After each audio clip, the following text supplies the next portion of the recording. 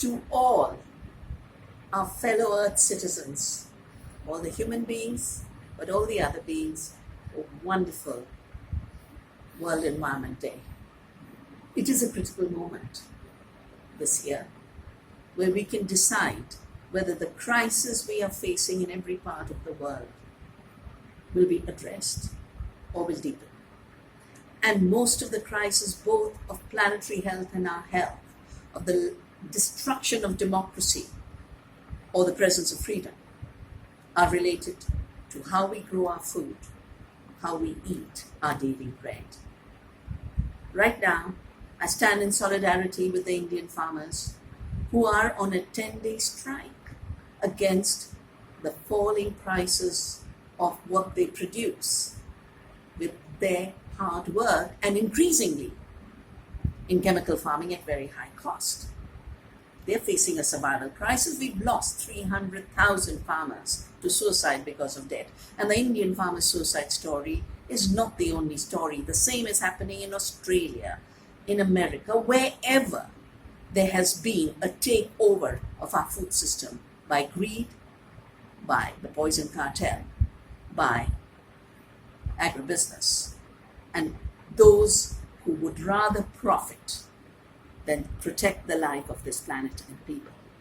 The reason farmers of India are on strike right now is because the economics of deception has displaced the true economy. We've done a whole book substituting the fake yield per acre calculus that guides industrial agriculture policy with measuring true cost and the wealth per acre for the earth, for the farmer. There's an externality to the environment, to farmers, of $1.3 trillion according to our assessments. If you add the damages to health, all the damages we have recorded in our book, Food as Health, and we'll be publishing in a new manifesto, show that the planet is suffering, people are suffering, and the same poison cartel which has unleashed a war against the planet and a war against us is now becoming bigger. Bayer has merged with Monsanto. But DuPont has merged with Dow.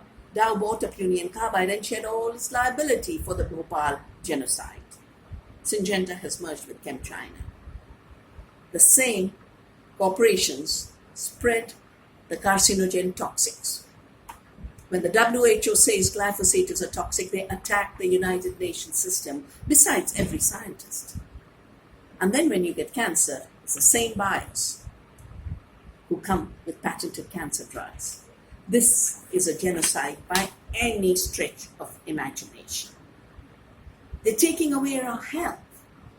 Food is about nourishment. In India, we talk about growing and giving of good food as the highest dharma. We call the growers of food Annadata. Today, we are growing nutritionally empty, toxic commodities that are pushing our farmers into debt and suicide, pushing our children into diseases that are chronic, and pushing the planet into a water crisis, a climate crisis, a biodiversity crisis. We changed yield per acre and started to measure nutrition per acre.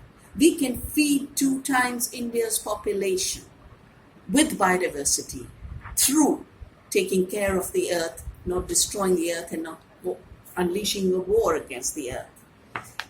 The water on the Navdanya farm has risen 70 feet because we give back organic matter, and with 0.5% organic matter, we can have 80,000 liters of water a day. We don't need water wars.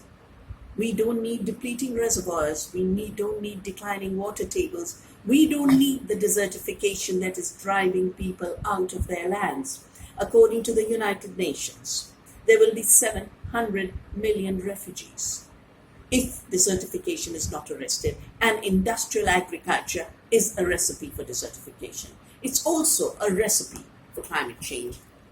Something I wrote in my book in 2009 before the Copenhagen summit, that the soil has the answers, oil is the problem. Industrial farming is a fossil fuel-based system. Every chemical in farming comes from fossil fuel. Every chemical in farming has its originals in war against the planet. And as our book, Seeds of Hope, Seeds of Resilience shows, we have evolved seeds of climate resilience. We've saved them in 120 community seed banks. We've distributed them and shared them between farmers. These are not inventions. Every act of patenting a climate resilient seed is an act of piracy, an act of theft. India's laws do not recognize patents on seed. We have an Article 3J, which says there are no patents on plants and animals because these are not inventions. Yet, there are patents, thousands of patents in the hands of the poison cartel who've stolen our drought-resistant, our salt-resistant, our flood-resistant seeds. The Gates Foundation is leading in this biopiracy. They're also using so-called big data to speculate which part of the genome might be responsible, but the whole living organism is a self-organized system. The whole system creates traits of resilience. Our work is showing that by having climate resilient seeds in farmers' hands, which is why seed sovereignty is important, having organic soils, we can actually reverse climate change. We have increased soil carbon by nearly 99%. We have increased soil nitrogen by 100%. Chemical soils have depleted organic carbon and a negative of 22% of nitrogen. This is a war against humanity, against our future, against the planet. We have to make peace with the planet. This is now a survival imperative. If we don't, our species itself is extinct, like the 75% insects, the 75% bees, the 75% birds, and so many uncountable other species that have been pushed to extinction. And if you really look at where is the biodiversity extinction and erosion highest, where industrial agriculture has spread, in the Amazon, in Brazil, to grow GM soya, in Argentina, to grow GM soya, in the European lands where chemical agriculture is spread.